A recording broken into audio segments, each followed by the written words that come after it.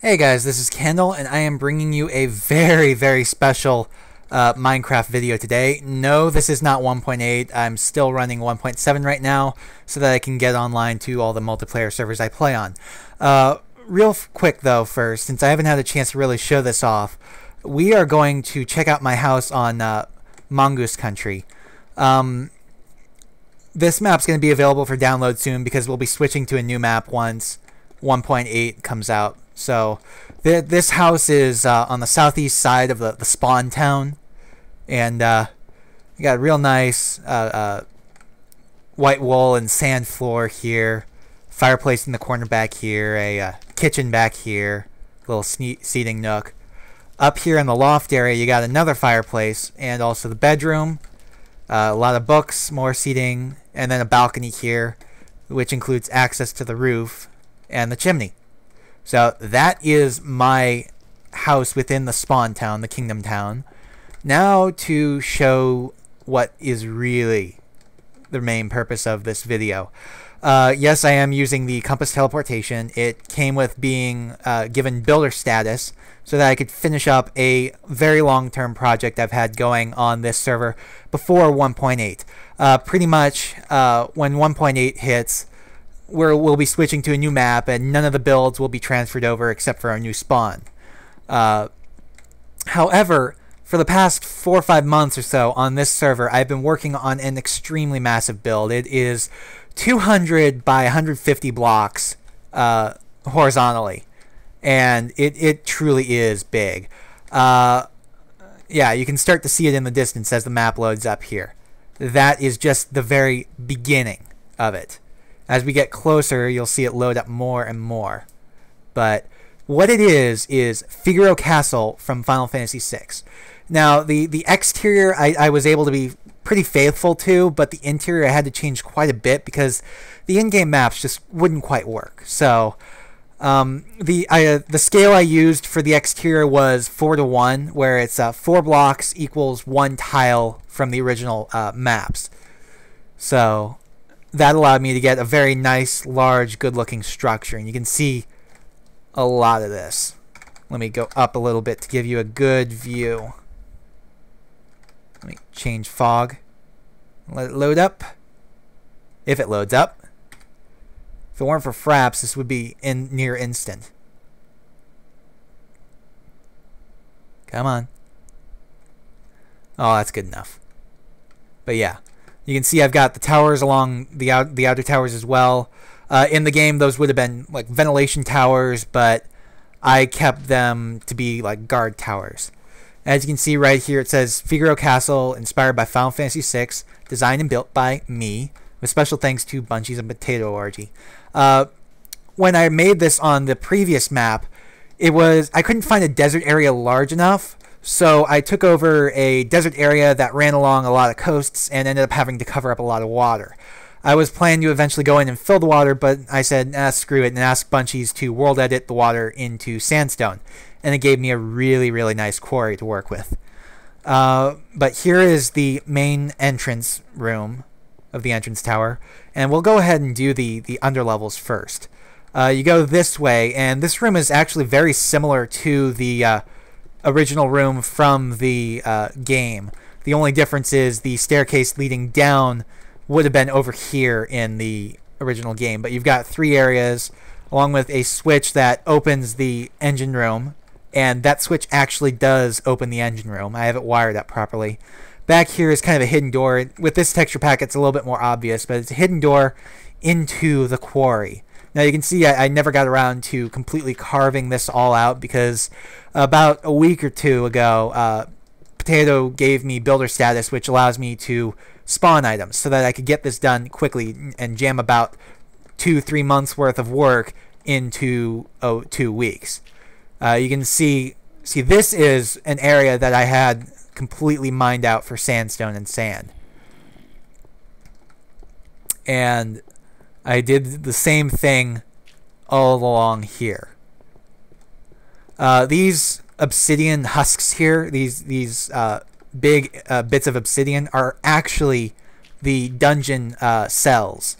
They're as secure as they can be without being made of adminium or without setting up a jail. And they're just like in real dungeons. They're rather small. You've got a bed and a toilet, and that's it, and a light. And there's 8 of them. In the original game there were 4, but I felt you should have 8. And again, we've got another secret chamber here. This room is still shaped very much like the original in-game. The only difference is I had to flip it around, rotate it around, and it's got a staircase going down to the an area which is in the game it's just a balcony area, but this is where I have all my farms, and I've got an extremely efficient tree farm here. Some storage down there. Every farm has its own little workstation right here, though. They all follow similar patterns. You also have access to all the farms along the line. This is my birch tree farm. Unfortunately, the way that birch and pine trees work, you can only... I could only fit 9 in here and still have them actually grow.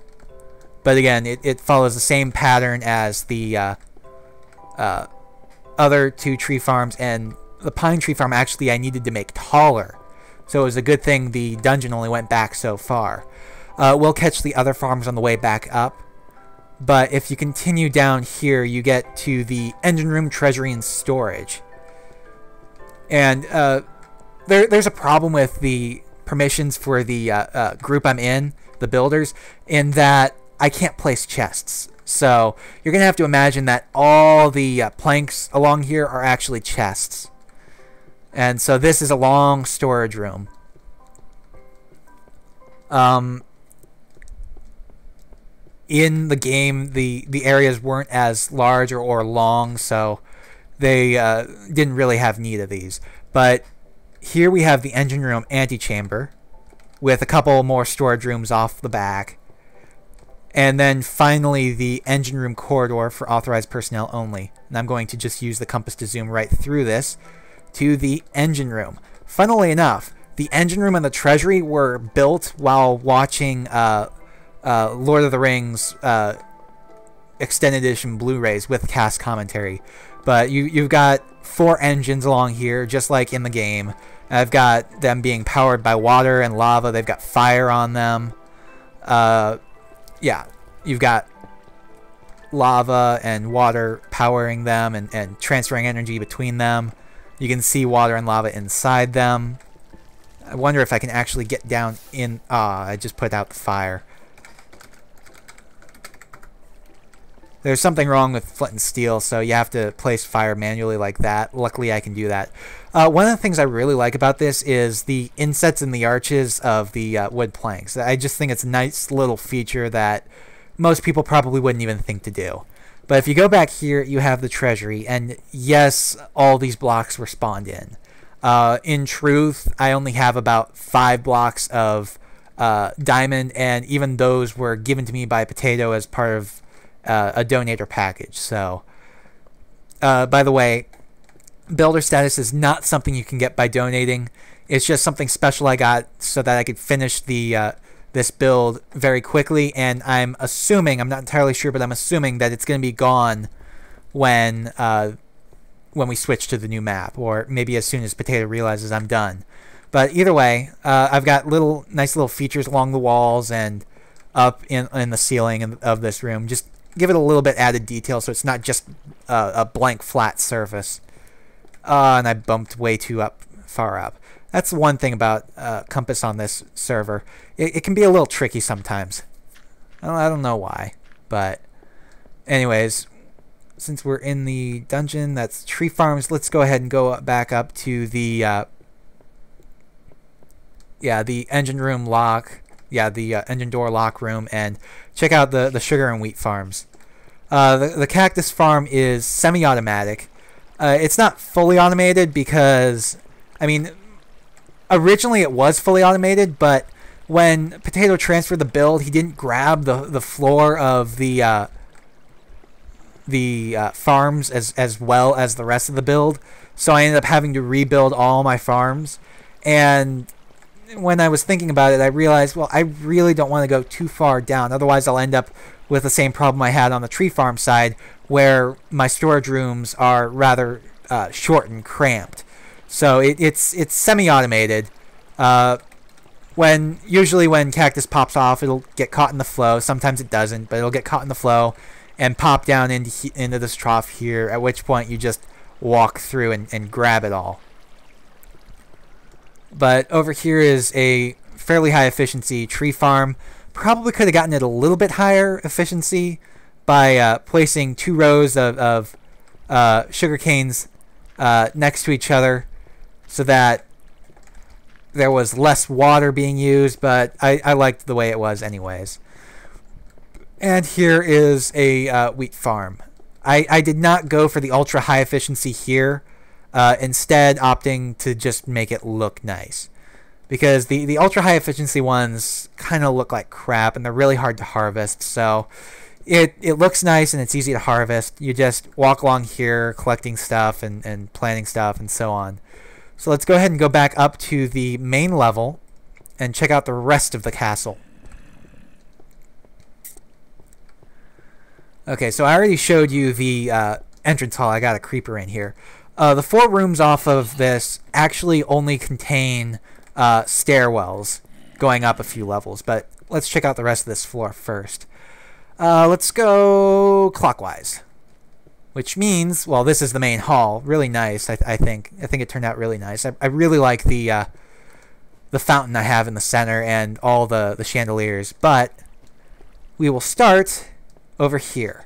Now, this area is just another entrance. In the game, it would have been just sealed off completely, I think, to, like, this would have been a wall if I'd gone straight from the game, but I felt like I needed some kind of entrance back into the main hall. So on this side, we have the item shop, and the shops I kind of had to rotate. But, again, I ended up with a large area. Couldn't really go off of the map for decorating, so I ended up making shelves and stuff, and I did put up signs around here containing all the actual in-shop items and their actual prices. Like, you got a tent for 1,500, eye drops for 50. Where are they? Tincture for 1,500, remedy for 1,000, potion for 300, echo screen for 120, phoenix down for 500. It's just really nice. You got Figaro Castle item shop. Back over here is just a doorway that would be to excess storage, basically a storehouse for the shop. And there are 4 rooms like this on this level. None of them really have anything in them. Again, I can't place chests right now, so I just found it easier to do that. So next up will be the banquet hall, and I had a lot of fun doing this room. It was fun to work out how to do it. But you've got like 6 standard tables and the head table where the king and his family would sit.